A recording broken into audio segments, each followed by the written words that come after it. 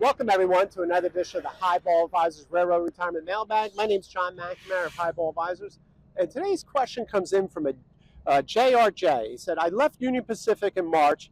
If I retire in 5 years from my new employment and go to serve my last 12 months with an organization that pays into railroad retirement, would I be reconnected?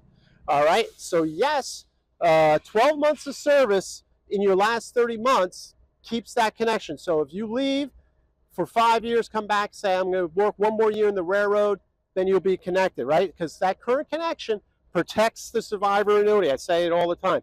And remember, if you go back to the railroad, you can't collect railroad retirement until you leave that railroad position, all right? You can't collect railroad retirement while working for the railroad. Check out my video, Do I Need a Current Connection to Receive Railroad Retirement Benefits? And that will go through a lot of the issues. All right, so I hope you found this helpful.